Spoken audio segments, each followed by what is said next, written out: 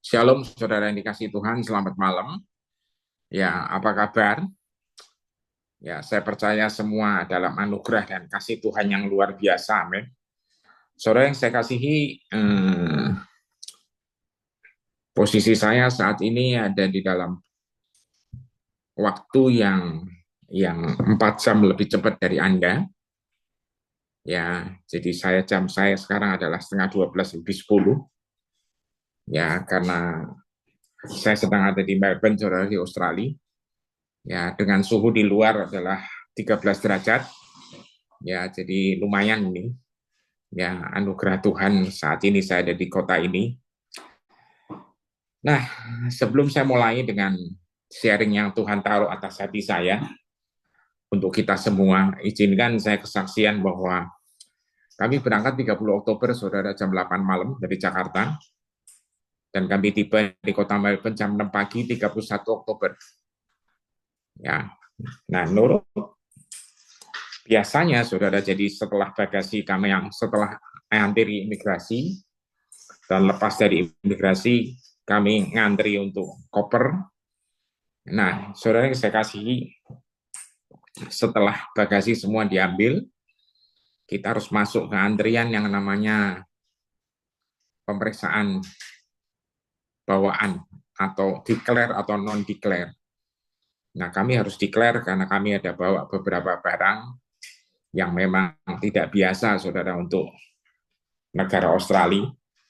Ya, beberapa makanan, beberapa bumbu juga. Ya, kita selalu akan declare. Dan itu pemeriksaan antriannya biasanya cukup lumayan lama. Ya, karena harus dibuka, di X-ray, dibuka, dan sebagainya. Saudara yang saya kasihi, kali kemarin itu, ya, kami menerima anugerah kebaikan Tuhan yang benar-benar luar biasa, saudara. Ya, mungkin saudara, Bapak, Ibu pernah ingat, saya pernah kesaksian tentang seseorang hamba Tuhan dari Amerika yang membawa buku-buku yang datang ke Australia juga, dan dia berdoa meminta supaya antrian customnya ini dipercepat. Akhirnya malah dia ada petugas custom yang menunjukkan dia pintu, dia pikir itu akan adalah pintu pemeriksaan, ternyata itu pintu keluar, saudara. Nah, hal yang hampir mirip terjadi kemarin, saudara. Saya memang dari dulu kalau kesaksian ini saya selalu berdoa, Tuhan, kami juga pengen. Ya, dasarnya apa? Kalau hamba Tuhan itu anakmu, kami juga anakmu. Amin, saudara. Ya. Nah, singkat cerita, pagi-pagi kita ngantuk, saudara, soalnya kita kurang tidur. Pesawat itu perjalanan 6 jam, saudara. Ya, 6 jam itu diselingi makan. Ya, nah, jadi praktis mungkin tidur, cuman mungkin praktis kalau tidurnya bisa tidur itu paling cuma 4 jam. Nah, di tengah ngantuk pagi-pagi itu, saudara, ya, semua custom declaration-nya kita udah tulis bahwa kita harus declare. Akhirnya pas mau jalan, kopernya udah dibawa, saudara. Ada petugas tiba-tiba bilang ke Ria, ya, kamu masuk sini. Nah, saat itu, saudara, Ria bilang, loh, ini kan jalur yang non-declare. Dia bilang, nggak apa-apa, masuk aja, nanti diperiksa kok. Ya, akhirnya Ria masuk, dan saya, istri, Ria, sama cucu, ya, masuk jalur itu, tunjukin kartunya, dia bilang, oke, kamu masuk line ini. Begitu masuk line ini, ternyata di ujungnya ketemu petugas custom seorang wanita, saudara. Dan dia nanya, kamu bawa apa aja? Bawa ini. Ya, ada lagi apa lagi? Ini. Oke. Terus dia lihat formulirnya, kartunya. Dia bilang, oke, kamu silahkan langsung ke sana. Ya, saya pikir saudara langsung ini ngantri lagi, karena itu nanti biasanya ngantri ke tempat X-ray, saudara. Ya, nanti kalau udah X-ray pasti dibongkar. Ya, tapi Tuhan itu baik, ternyata pintu keluar yang langsung kami dapatkan, saudara. Jadi kami nggak ngelewat antrian lagi, langsung keluar. Ya, Tuhan itu baik. Amin. Saudara, jadi saya mau bilang buat semuanya, sekali lagi ingat-ingat, Tuhan tidak pernah tidak baik. Amin. Ya, apapun yang Anda alami, selalu berkata, Tuhan itu baik. Ayatnya ada sebagai saudara di Nahum 1 ayat 7. Ya, Tuhan itu baik. Amin. Oke, saudara yang dikasih Tuhan, saya sekarang masuk kepada firman yang saya akan bagikan. Judulnya adalah Forerunner. Ya, mungkin terjemahan sederhananya adalah pendahulu. Ya, Forerunner atau pendahulu. Ini saya akan bahas tentang seorang tokoh di Alkitab, ya, yang namanya adalah Yohanes Pembaptis. Saudara, Forerunner. Ini adalah bagian daripada Life and Beyond series, saudara. Jadi selama setahun ini kita bahas tentang kehidupan kita yang sejati, kehidupan yang dipenuhi oleh Roh Kudus dengan segala manifestasinya. Nah, hari ini saudara, saya akan ajak Anda lihat ini, saudara. Dasarnya Matius 11 ayat 10 kita lihat. Mari. Karena tentang dia, tentang Yohanes Pembaptis, saudara, ada tertulis, lihatlah, aku, ini Tuhan, menyuruh utusanku mendahului engkau. Engkau ini yang dimaksud adalah Tuhan Yesus Kristus, dan ia akan mempersiapkan jalanmu, jalannya Yesus di hadapanmu, di hadapan Yesus. Saudara yang dikasih Tuhan, kita tahu bahwa Yohanes Pembaptis ini dilahirkan, disiapkan untuk apa? Untuk mendahului Tuhan Yesus lahir. Ya, dia akan mempersiapkan jalannya Tuhan Yesus sebelum Tuhan Yesus mau mulai segala karyanya. Saudara, kalau dilihat dihitung beda umurnya sih memang nggak terlalu beda banyak, saudara. Karena kehamilan daripada mamanya Yohanes Pembaptis yaitu Elizabeth, dan dibandingkan dengan kehamilan dari Maria ibu Yesus, itu bedanya tidak terlalu banyak banget, saudara. Ordernya bulan bukan tahunan. Ya, nah, saya ingin nunjukin saudara, Yohanes Pembaptis ini dipanggil, disiapkan, ditetapkan untuk menjadi forerunner atau pendahulu. Nah, saudara, kita tahu nanti di dalam pelayanannya dia selalu bilang tentang statement ini. Bertobatlah sebab kerajaan surga sudah dekat. Amin. Nah, saudara, kita lihat sekarang apa yang ditugasi kepada dia. Lukas 1 ayat 17. Ada dua versi yang akan saya angkat. Dari TSI 3 dan dari The Passion Translation. Ya. Dia akan menyiapkan umat Allah sebelum kedatangan Tuhan ke dunia ini. Lihat, John the Baptist ini akan menyiapkan umat Allah sebelum kedatangan Tuhan ke dunia ini. Roh Allah akan memberinya kuasa untuk dapat bekerja seperti Nabi Elia. Oleh pelayanannya, para orang tua akan kembali mengasihi anak-anak mereka, dan orang-orang yang tidak taat kepada Tuhan akan menjadi taat kembali.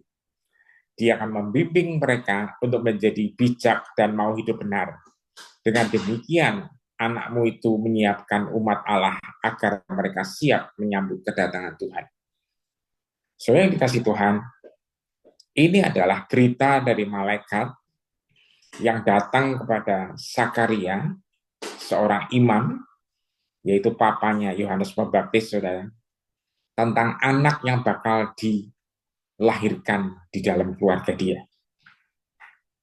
Nah, saudara, versi The Passion nulis, dia akan berjalan di depan Tuhan sebagai pembuka jalan dengan kuasa dan urapan yang sama dengan Nabi Elia. Kita tahu urapan dan kuasanya sama. Kenapa bisa sama? Karena rohnya sama, yaitu Roh Kudus. Amin.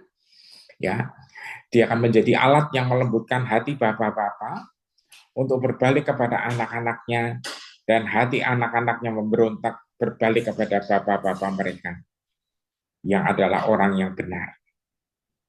Saudara, dua versi ayat ini menunjukkan apa?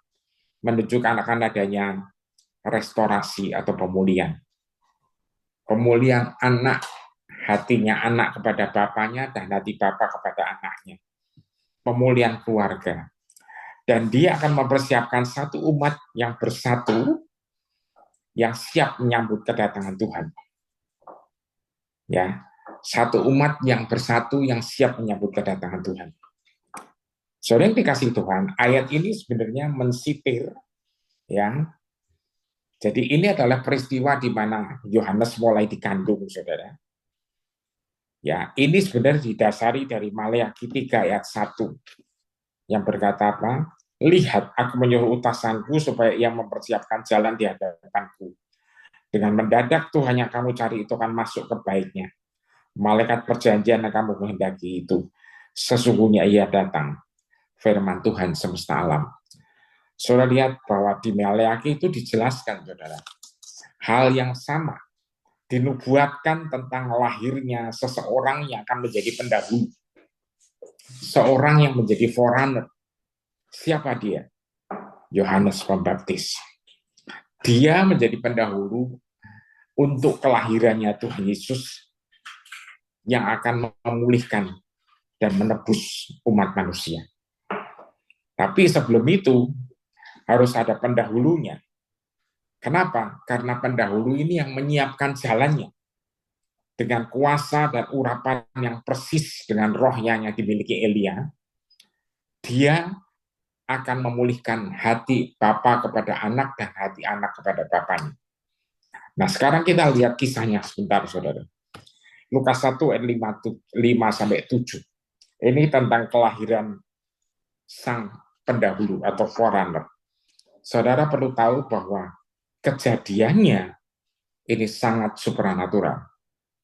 Kelahiran Nabi Yohanes, ayat 5, pada masa pemerintahan Raja Herodes Agung atas Yudea, ada seorang imam Yahudi bernama Zakaria yang melayani di Bait Allah sebagai bagian dari golongan Abia, istrinya golongan Abia. Istrinya, Elizabeth, juga berasal dari salah satu keluarga imam, keturunan langsung dari Harun. Ayat 6, mereka berdua adalah pecinta Allah. Lihat, mereka berdua adalah pecinta Allah yang menjalani hidup yang saleh dan menaati perintah Tuhan dengan sungguh-sungguh. Ayat 7, tetapi mereka tidak mempunyai anak karena Elizabeth mandul. Dan sekarang mereka sudah sangat tua. 8-10, saudara. Pada suatu hari, ketika tiba giliran golongan imam Zakaria untuk bertugas, dia terpilih melayani sebagai imam melalui indian sesuai dengan adat keimaman. Dia mendapat kehormatan untuk masuk ke ruang kudus dan membakar ukupan di hadapan Tuhan. Sekelompok besar orang yang beribadah berkumpul untuk berdoa di luar Bait Allah pada waktu pembakaran ukupan. Saudara yang saya kasihi, menurut catatan sejarah, zaman itu tuh ternyata, saudara, dikatakan, ya, konon itu dikatakan bahwa ada 20.000 imam pada zaman Kristus, saudara. Ya. Sehingga tidak akan ada imam yang pernah mempersembahkan ukupan lebih daripada satu kali. Jadi oleh sistem undian yang ditetapkan pada zaman itu, ketika diundi, ini gilirannya jatuh kepada Zakaria. Jadi seorang imam, karena jumlahnya demikian banyak, saudara, itu hampir tidak mungkin, saudara. Rasanya bahkan tidak mungkin untuk bisa dapat giliran 2 kali. Dapat giliran sekali aja itu luar biasa. Pada saat dapat giliran membakar ukupan, ini, saudara, ini adalah satu momen seumur hidup, sekali seumur hidup bagi seorang imam dan bagi Zakaria. Saudara, pembakaran ukupan dilakukan 2 kali sehari, 1 kali pada pagi hari dan 1 kali lagi pada sore hari. Nah, saudara yang saya kasihi, ya, ayat 11, ketika dia sedang melakukan itu, ayat 11 berkata, tiba-tiba malaikat Tuhan menampakkan diri kepadanya berdiri tepat di sebelah kanan mezbah pembakaran ukupan. Zakaria terkejut dan sangat ketakutan. Tetapi malaikat itu menenangkan dia, sorry saudara. Ya, ada salah ketik, menenangkan dia. Jangan takut, Zakaria. Tuhan sedang menunjukkan kasih karunia kepadamu. Karena aku datang, ya, untuk memberitahukan kepadamu bahwa doamu meminta seorang anak sudah dikabulkan. Istrimu Elizabeth akan memberimu seorang anak dan kamu akan menamainya Yohanes. Saudara lihat, Zakaria dan Elizabeth yang sudah berdoa sekian lama untuk minta anak tapi tidak dikabulkan, rasanya akhirnya mereka juga lupa, saudara. Ya, sudah semakin tua dan sudah semakin mikir, mana mungkin. Tapi ternyata, saudara, tiba-tiba, saudara, ya, saya selalu bilang, saudara, Tuhan itu suka melakukan tiba-tiba ini. Jadi, buat Anda, ya, yang sedang mengharapkan sesuatu, percayalah, satu saat tuh tiba-tiba Tuhan akan melakukan sesuatu yang ajaib. Amin, saudara. Ya. Nah, cuman persoalannya sekarang adalah gini, ya. Ya. Di dalam footnote-nya The Passion itu tulis bahwa bahkan doa yang bahkan tidak dinaikkan lagi sama Zakaria. Karena mungkin udah merasa udah tua, udah nggak mungkin untuk punya anak. Tapi tiba-tiba Tuhan menyatakan bahwa dia akan diberi anak. Dan anaknya akan menjadi pendahulu. Saudara, anaknya akan menjadi pendahulu, akan menjadi forerunner, yang mempersiapkan jalan. Jalannya bagaimana? Jalan pemulihan di mana orang tua hatinya akan pulih kepada anaknya, hati anak-anak akan pulih kepada bapaknya. Akan terjadi apa? Terjadi satu restorasi keluarga yang besar-besaran. Tadi Marta, pendoanya Reva, saudara, Anda tahu itu tiba-tiba ngasih saya, saudara, dapat kalimat go back home. Terima kasih buat Marta, karena saya mempercayai satu kebenaran. Home itu bukan bicara tentang rumah dalam arti fisik. Home itu bicara rumah dalam arti suasananya. Saudara, akan terjadi pemulihan di mana orang-orang, anak-anak akan kembali pulang, juga orang tua akan kembali pulang. Amin. Ya. Orang tua akan kembali pulang, anak-anak kembali pulang. Keluarga akan dibangun tepat seperti yang didesain semula. Yang setuju katakan amin. Saudara, saya melihat hal ini, saudara, itu sedang Tuhan lakukan. Dari mana? Nanti saya nggak tahu juga, saudara, gimana ceritanya. Cuman tiba-tiba waktu saya mempersiapkan untuk November ini, karena bulan depan kita akan memperingati Natal. Tiba-tiba Tuhan menyuruh saya untuk membaca ini. Kisahnya sebenarnya kita udah sering kali lihat. Kisahnya kita udah sering kali dengar, saudara. Ya, bahwasanya ceritanya John the Baptist sebagai forerunner atau pendahulu mempersiapkan hati bapak kembali kepada anak, hati anak-anak kembali kepada bapak. Itu udah hampir tiap tahun kita dengar. Kalau ini dibahas. Kalau setahun dibahas, Anda dengar dari pendeta A, pendeta B, pendeta C, mungkin juga setiap tahun bisa beberapa kali. Ya. Tapi saudara, saya mau tunjukin saudara sesuatu yang sedang terjadi. Ya. Ingat Kisah Rasul 3:21 berkata apa? Kristus akan diam di surga sampai pemulihan segala sesuatu. Ya. Saudara, kita tahu memang saatnya nanti satu hari akan tiba bahwa Kristus akan datang kembali. Tapi sebelum itu terjadi, Kisah Rasul 3 nulis Kristus akan diam di surga sampai apa? Pemulihan segala sesuatu.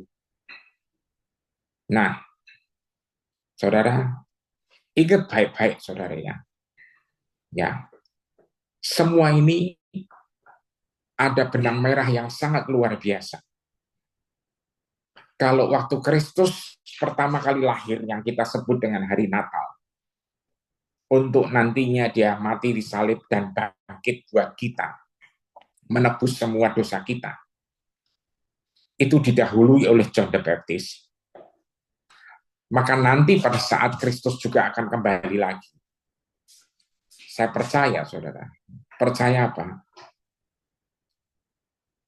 Bahwasanya Anda dan sayalah yang dipilih, ditetapkan untuk menjadi pendahulu yang akan melakukan pemulihan demi pemulihan. Yang setuju katakan amin. Ya, saudara. Dari mana ini nanti? Coba nanti saya akan tunjukkan, saudara. Pelan-pelan kita akan lihat. Amin. Ya, pelan-pelan kita akan lihat. Saudara, ayat 14 dan 15 ya. Itu berkata apa?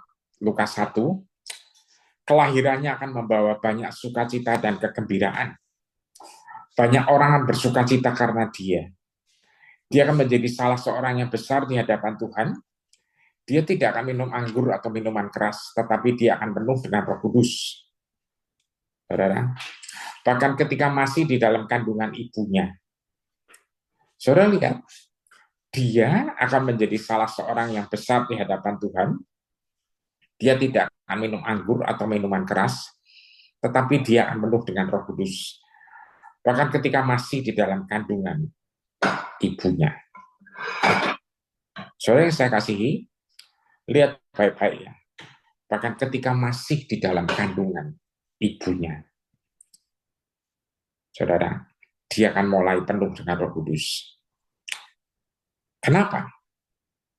Karena memang sudah disiapkan bahwa pendahulu ini atau forerunner ini akan dipenuhi Roh Kudus, roh yang sama yang Elia punya.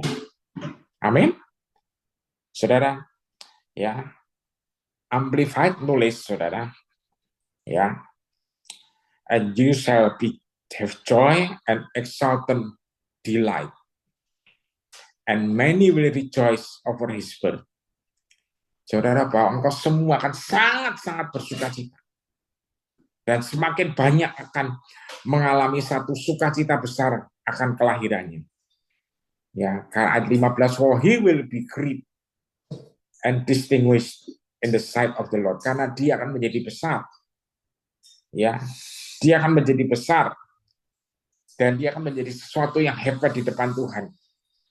Ya, dia tidak boleh minum wine, minuman keras, ya, minum anggur atau minuman keras, and he will be filled with and controlled by the Holy Spirit even in and from his mother's womb. Dan dia akan dipenuhi dan dikontrol atau diatur oleh Roh Kudus bahkan sejak bukan sekedar lahirnya, saudara, bahkan sejak ketika masih di dalam rahim atau di dalam kandungan ibunya. Saudara yang saya kasihi, ini adalah janji yang diberikan. Inilah janji yang diberikan ya kepada Zakaria dan kepada Zakaria saat itu. Ya. Saudara ingat, saya ingat Anda ingetin lagi. Saya ingin mengingatkan Anda. Tadi saya bilang, kitalah yang bertugas sebagai forerunner. Ya, makanya saudara, ketika Yesus menjelaskan tentang kelahiran baru, Yohanes 3, 4 dan 5 berkata, Nikodemus berkata kelahiran kembali, bagaimana seorang lelaki ubanan bisa dilahirkan kembali? Mustahil bagi manusia dapat masuk kembali ke dalam rahim yang kedua kalinya untuk dilahirkan kembali. Ayat ini saya naikkan supaya Anda dan saya ingat ya bahwasannya ya kan kita yang dipilih Tuhan, dan ketika kita say yes ya maka kita akan lahir kembali. Amin. Yesus menjawab ayat 5, aku mengatakan kebenaran kekal, kecuali engkau dilahirkan dari air dan roh, kamu tidak akan pernah masuk ke dalam dimensi kerajaan Allah. Amin. Kecuali dilahirkan dari air dan roh. Ya, kecuali dilahirkan dari air dan roh, kamu tidak akan masuk ke dalam dimensi kerajaan Allah. Saya lihat sangatlah penting ya, untuk apa? Untuk anak-anak Tuhan itu memang harus lahir dari air dan roh. Jadi seperti Yohanes Pembaptis dipenuhi dari rahim ibunya. Jadi begitu dilahirkan, dia udah dipenuhi Roh Kudus. Kita sama, saudara. Kita nggak mungkin lagi masuk ke dalam rahim. Betul Pak? Betul. Ya. Tapi kita akan dilahirkan kembali dari air dan roh. Ya. Supaya apa? Supaya kita menjalankan mandat yang Tuhan perintahkan. Ya. Apa itu? Membawa hati Bapa kembali kepada anak dan hati anak kembali kepada Bapa. Di mana tempatnya? Di dalam back to home. Amin. Amin, saudara. Kembali kepada rumah. Suasana rumah yang sebenarnya. Keluarga. Nah, saudara, saya lanjut. Ayat 16-17. Dan dia akan membuat banyak orang di Israel bertobat dan berpaling kepada Tuhan Allah mereka. Ini misinya. Ya, sebagai forerunner. Dia akan berjalan di depan Tuhan sebagai pembuka jalan. Tadi sudah dibuka di ayatnya pertama. Dengan kuasa dan urapan yang sama dengan Nabi Elia. Dia akan menjadi alat yang melembutkan hati bapak-bapak untuk berbalik kepada anak-anaknya dan hati anak-anak yang memberontak berbalik kepada bapak-bapak mereka yang adalah orang benar. Dan dia akan mempersiapkan satu umat yang bersatu yang siap menyambut kedatangan Tuhan. Yang setuju katakan amin, saudara. Ya, sudah lihat? Ya. Ini memulai satu dimensi pelayanan restorasi yang besar. Sesuatu yang sangat luar biasa, saudara. Ya, sangat supranatural. Yang sudah tua banget, nggak hamil-hamil, tiba-tiba didatengin malaikat. Nah, ayat 18-20 berkata apa? Ya, Sakaria bertanya kepada malaikat itu, bagaimana engkau mengharapkan aku untuk percaya? Mempercayai ini. Ya.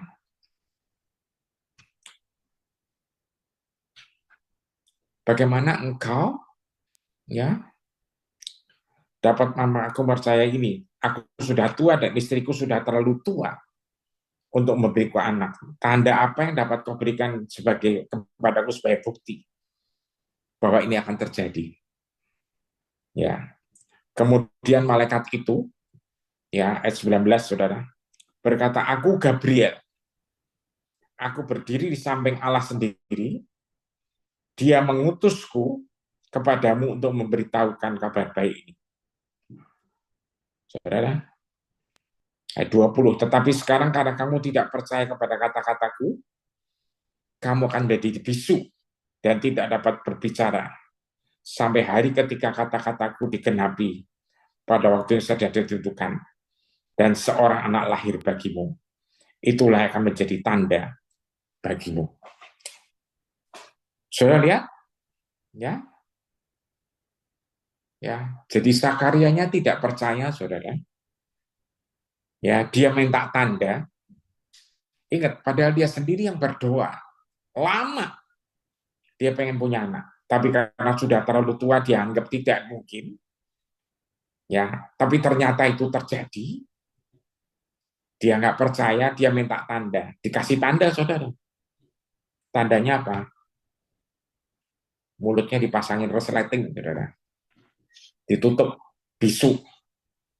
Ya, karena dia minta tanda, bukannya malah percaya, Maka ketidakpercayaan ini menghalangi seorang imam untuk berbicara sampai akhirnya imannya itu muncul.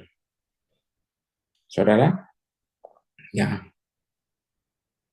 memang kalau dilihat dari sejarah, menurut catatan saudara, ya ini adalah pesan yang pertama yang disampaikan dari surga dalam hal ini lewat malaikat ini, yang sampai terjadi, maksudnya ini terjadi setelah kurang lebih 400 tahun. Saudara.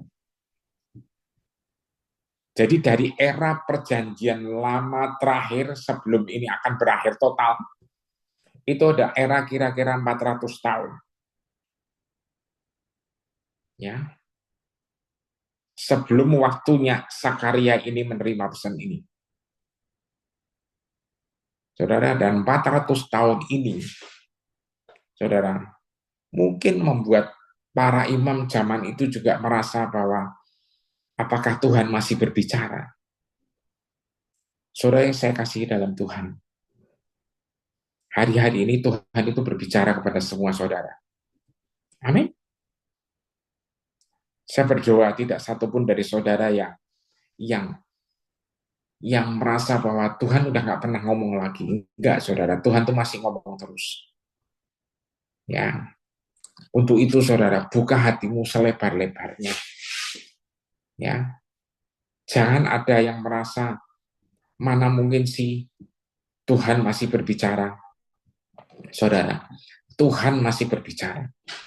Cuman sekali lagi, caranya dia berbicara itu berbeda-beda. Amin. Sekali lagi, berbeda-beda. Amin. Ya. Nah, itu nanti satu hari kita akan kembangin sekolahnya. Ya. Nah, saudara, ya kan terjadi di sini bahwasanya Sakaria nggak percaya sampai akhirnya dia harus bisu. Saudara, ayat 21 sampai 23. Sementara itu orang banyak di luar menunggu di luar. Ya, mereka heran mengapa lama sekali. Mengapa dia lama sekali Sakaria ini. Mereka ingin tahu apa yang mungkin terjadi dalam ruang Maha Kudus. Saudara yang dikasih Tuhan, imam itu kalau bertugas di dalam, saudara, yaitu dikasih bunyi bel-bel, saudara, dibunyi lonceng-lonceng kecil, bel kecil di kakinya, ya supaya kedengaran kalau dia masih bunyi itu berarti dia masih ada kehidupan. Jadi di dalam itu masih kedengaran ada kehidupan, saudara. Tapi ini kok lama sekali. Karena kalau sudah nggak bunyi, itu biasanya nanti ditarik keluar, artinya sudah terjadi sesuatu, alias sudah game over. Ya, tapi ketika akhirnya dia keluar, dia mencoba berbicara, tapi dia tidak dapat mengucapkan sepatah kata pun. Dan mereka menyadari dari gerak isyaratnya bahwa dia telah mendapat satu penglihatan ketika berada di ruang Maha Kudus ini, saudara. Saudara lihat ya, terjadi satu penampakan yang luar biasa. Ya, ketika dia mulai keluar, dia tidak bisa bicara. Ayat 23, ia tetap bisu ketika dia menyelesaikan masa pelayanannya sebagai imam di Bait Allah. Dan kemudian pulang ke rumahnya. Saudara, dia pulang ke rumahnya sendiri. Mereka yang di luar menunggu. Apa yang ditunggu? Itu saudara, berkat Harun daripada para imam itu. Yang Tuhan berkati engkau, Tuhan menyinarkan wajahnya, yang itu dan seterusnya itu. Saudara ingat ayat-ayat itu dari bilangan? Ya. Nah saudara, umat Israel menunggu itu, tapi ternyata imamnya bisu saudara. Ya. Ayat 24 setelah dia pulang, tidak lama sudah itu istrinya Elizabeth mengandung dan pergi menyaksikan diri selama 5 bulan berikutnya. Dia berkata dengan sukacita, lihatlah betapa baiknya Allah yang sudah memberitakan aku dan menghapuskan aib kemandulanku. Saudara lihat betapa baiknya Allah yang sudah memperhatikan aku dan menghapuskan aib kemandulanku. Saudara yang saya kasih lihat baik-baik, saudara. Tadi saya di awal sudah bersaksi tentang kebaikan Tuhan. Lihat, Tuhan itu baik. Amin. Ya. Sekarang katakan di mana Anda punya keperluan serta sesuatu yang belum tembus atau belum breakthrough. Katakan saudara, Tuhan itu baik. Bahwasanya untuk selama-lamanya kasih setianya. Amin. Saudara. Nah, pada saat ini saudara, ya, di Lukas pasal 1 juga terjadi satu peristiwa yang ajaib. Ketika malaikat Gabriel mendatangi Maria yang akan dipilih dan sudah dipilih, ditetapkan untuk menjadi ibu Yesus, Sang Juru Selamat.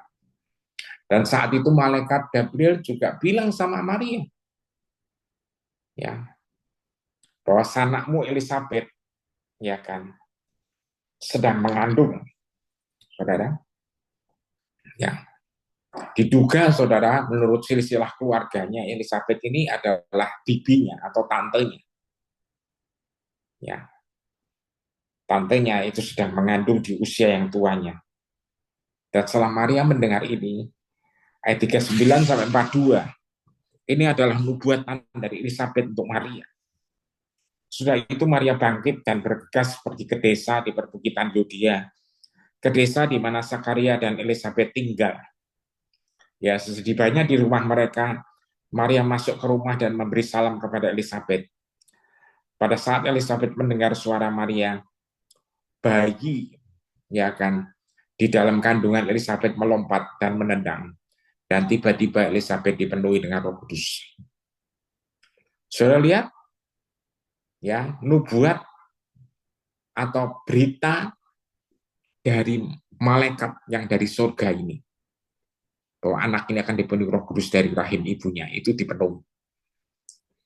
Dan Maria bernubuat dengan suara keras, ya kan, saudara.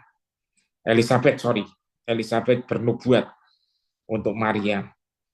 Ya, Maria, kamu perempuan yang dikaruniai perkenanan dan hak istimewa tertinggi, melebihi semua orang, karena anakmu ditakdirkan untuk membawa keberadaan yang besar bagi Allah. Nah, saudara yang saya kasih, ini merujuk kepada siapa? Merujuk kepada Tuhan Yesus. Merujuk kepada siapa? Merujuk kepada Tuhan Yesus yang akan dilahirkan Maria. Jadi ketika Maria mendatangi Elizabeth, Elizabeth merasa bahwa kandungannya ada lompatan di dalamnya, ada pergerakan yang tiba-tiba, dan Elizabeth dipenuhi Roh Kudus. Dan setelah itu Elizabeth bernubuat, ya, bahwasanya Maria adalah perempuan yang mendapatkan favor atau perkenanan. Nah, karena anaknya ditakdirkan untuk menjadi kegembiraan yang besar bagi Allah.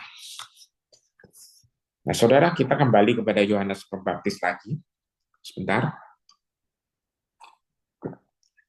Ya, ketika tiba waktunya akan melahirkan, semua orang ramai, saudara. Ya, ramai, menunggu. Ya, masyarakat sekitarnya sudah mulai dengar berita-berita. Zakarianya masih bisu. Ya. Berita apa? Berita bahwa waktu melahirkannya sudah hampir tiba. Seorang anak yang dikandung dengan cara ajaib. Ya, ini kisah tentang Yohanes Pembaptis dulu, saudara. Dan sampai tiba waktunya anak ini lahir, ya. Dan Alkitab menulis bahwa pada hari kesekian, saudara, pada saat HPY itu berumur 8 hari, ya kan, mereka akan menghadiri upacara untuk penyunatan dan mulai akan dikasih nama, saudara. Ya. Biasanya namanya itu nama orang tuanya masih diturunkan ke bawah, saudara. Ya, tapi ternyata Zakaria sebagai papanya itu tidak mau namanya Zakaria lagi. Terus dia, singkat cerita, dia meminta papan, saudara. Ya, itu zaman saya sekolah dulu masih alamin, saudara. Batu hitam itu yang ada kayak apa namanya tuh lupa saya. Ya, nulis di situ, saudara. Zaman sekarang kayaknya anda semua yang ngalamin kayak gituan ya. Ya, itu kalau Bu Lisa ketawa-ketawa karena Bu Lisa ngalamin. Ya kan. Ya, kita dulu nebutnya itu bukan pensil, saudara. Itu apa ya? Sebutnya grip atau apa. Ya, itu nulis di atas batu hitam itu, saudara. Ya, kalau sekarang Anda nulisnya di iPad. Ya, beda. Batunya sama, saudara, hitam juga. Ya, tapi yang dulu batu beneran, yang ini batu pakai baterai. Ya kan. Nah, saudara, saat itu bapaknya Zakaria nulis namanya itu Yohanes. Dan setelah itu, saudara, ya barulah dia mulai bisa ngomong lagi. Kisahnya begitu kurang lebih. Ya, kisahnya begitu. Nah, saudara, Lukas 1 ayat 65 sampai 66.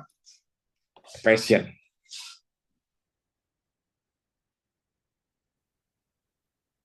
Firman Tuhan berkata apa, saudara? Perasaan kagum akan Tuhan. Ya, perasaan kagum akan Tuhan, saudara. Ya kan.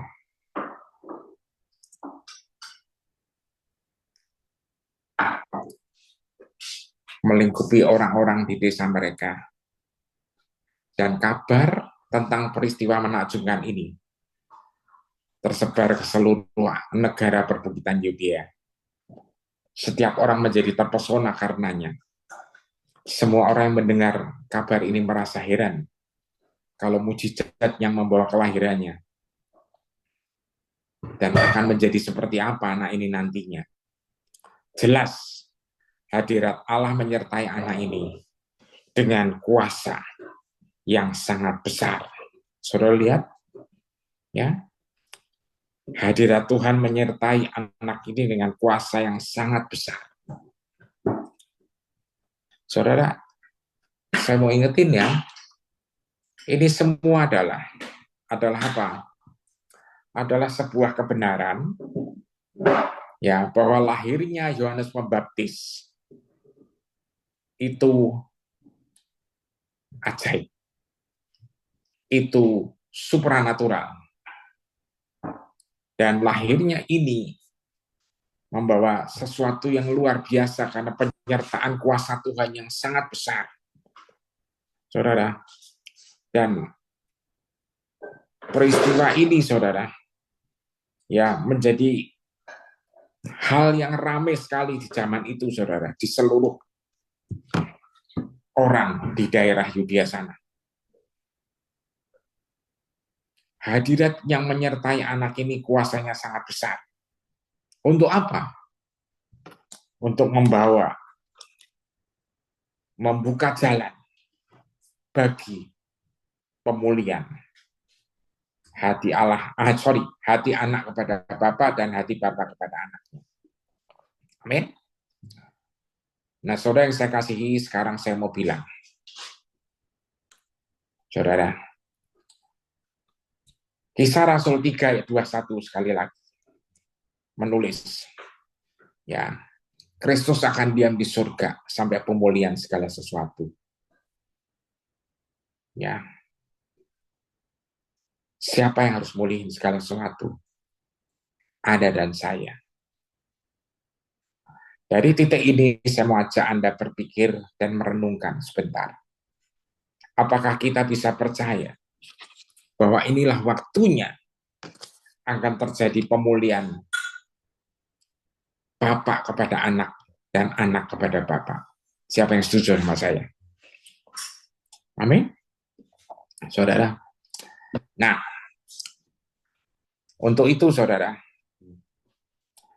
saya hari ini tadi pagi itu saya dengerin sebuah video, saudara. Video tentang pendidikan. pendidikan anak zaman sekarang. Saudara tahu bahwa banyak generasi, ya, banyak yang prihatin sama generasi ke depan ini. Ya, banyak anak muda, terutama generasi yang muda banget, itu dipengaruhi oleh mainan yang namanya ini. Betul ya, saudara? Anak-anak sekarang itu kalau ada apa-apa lebih percaya omongannya ini daripada omongannya orang tuanya. Betul Pak? Betul. Ya, dunia mereka kebanyakan ada di dunia ini. Ya,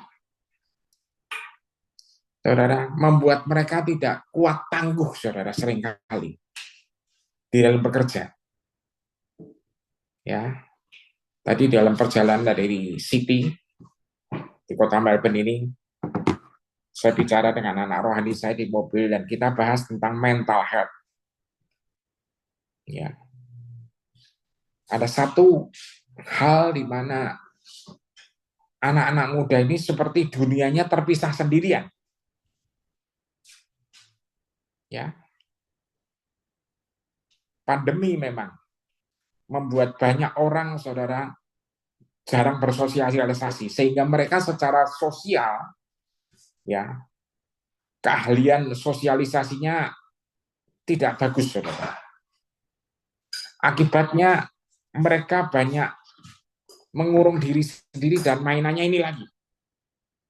Ya, nah, saudara, yang saya kasih di dalam video yang saya bahas tadi, ada seorang dokter, saudara, ya, yang berkecimpung di dalam hal laboratorium anak muda, saudara, di Indonesia ini. Dia, saudara, ya, dia bercerita tentang sebuah buku secara sekilas.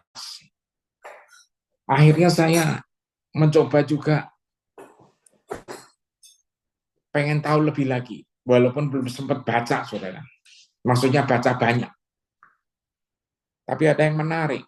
Yang disebut sama dia adalah seorang penulis bernama Ari Wallach, saudara. Seorang Yahudi. Dia adalah seorang futuris. Seseorang yang mempelajari dan memperhitungkan tentang masa depan. Futurolog.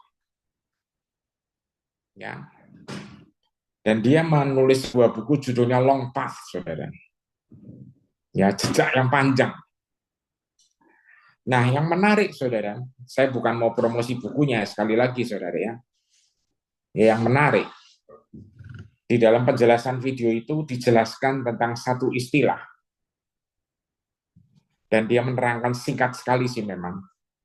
Istilah ini judulnya adalah transgenerational empathy. Ini yang nantinya harus terjadi.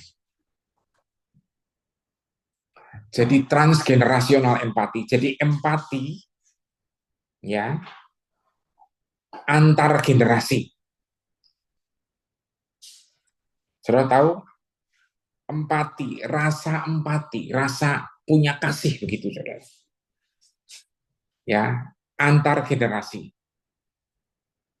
Beliau sempat mensitir, saudara, apa? Tentang hubungan antara anak dan orang tua.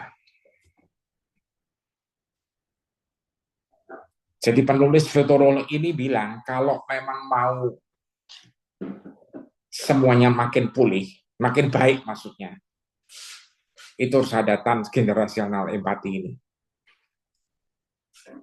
Nah, saya jadi diingetin, saudara. Alkitab udah lama menulis ini, saudara. Amin. Ya. Tadi Marta juga menyatakan kembali ke rumah. Saudara, saya kasih tolong. Saya terlalu percaya Anda yang di sini itu dipanggil sebagai foreigner. Amin. Anda semua dipanggil sebagai pendahulu. Pendahulu untuk apa? Untuk menyiapkan ini semua terjadi, saudara. Tentang pemulihan ini.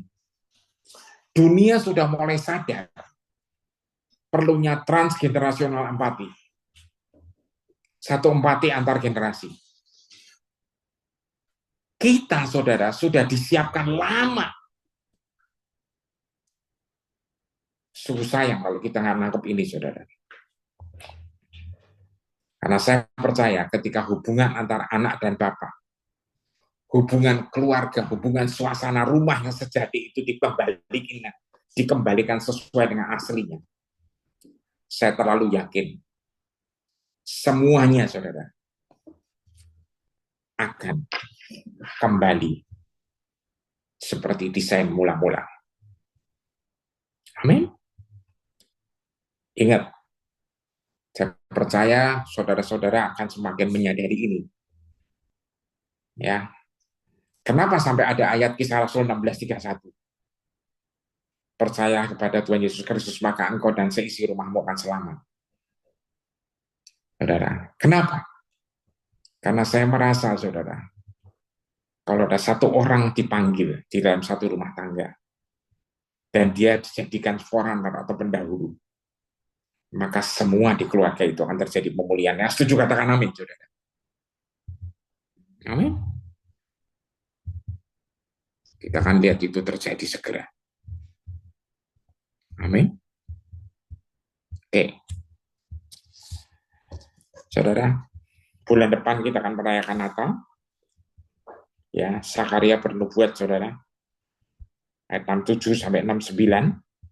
Kemudian Sakaria dipenuhi sampai meluap dengan Roh Kudus dan dia bernubuat, pujian bagi Tuhan Allah Israel yang ditinggikan karena dia telah memandang kita melalui mata kasih karunia. Ya. Memandang kita melalui mata kasih karunia dan dia datang sebagai Tuhan dan pahlawan yang membebaskan kita. Dia menampakkan diri kepada kita sebagai juru selamat yang perkasa, sangkakala penebusan dari rumah Daud hambanya. Salah loncat ayat 78 dan 79, terang yang sangat indah dari matahari terbit surgawi yang gemilang akan menyinari kita dalam kedatangannya kudus. Semua karena belas kasihan Tuhan kita yang sangat lembut. Manifestasi dari surga akan datang kepada kita dengan terang mempesona yang bersinar atas orang yang tinggal dalam kegelapan, dekat dengan bayang-bayang gelap kematian, dan dia akan menerangi jalan setapak menuju jalan damai sejahtera.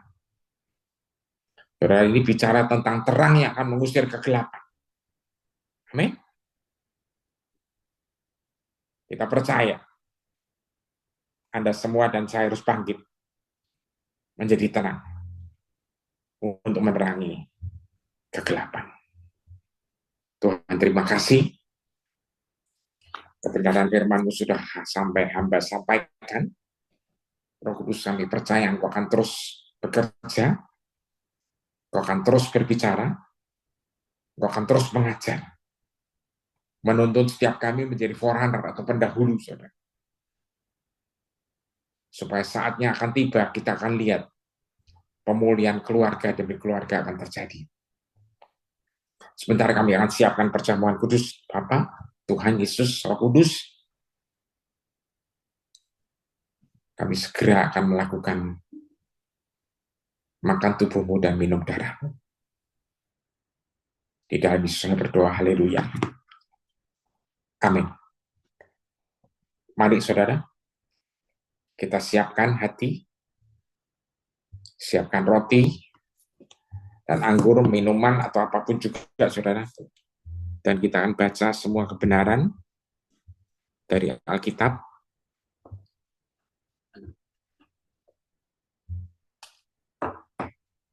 Mari.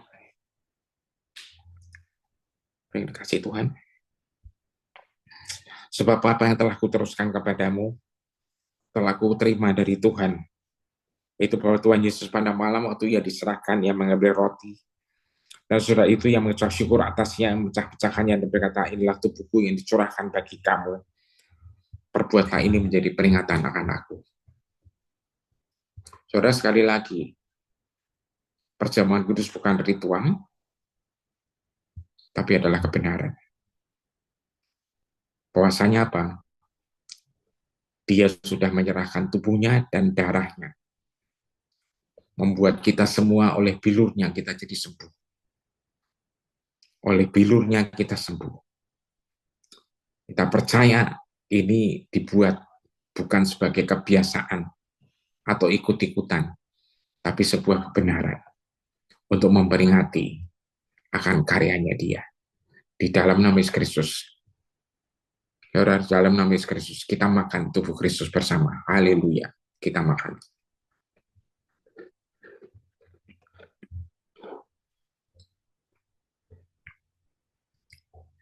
Terima kasih Tuhan.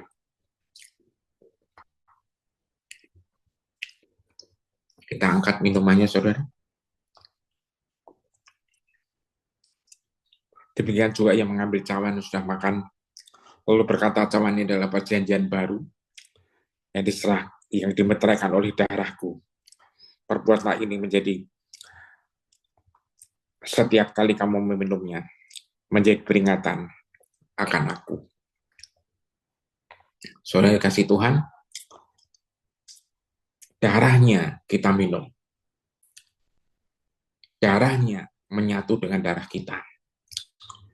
DNA Kristus ada di dalam kita. Dan kita menjadi serupa dengan Kristus. Di dalam nama Yesus Kristus kita minum bersama-sama. Haleluya. Mari kita minum. Terima kasih Tuhan. Terima kasih Bapa. Terima kasih Yesus. Terima kasih Roh Kudus. Kami percaya Tuhan. Kami melakukan peringatan ini. Karena sebuah kebenaran. Oleh bilurmu kami sehat sempurna. Dan kami menjadi satu keluarga dengan Engkau sendiri Tuhan. Keluarga besar.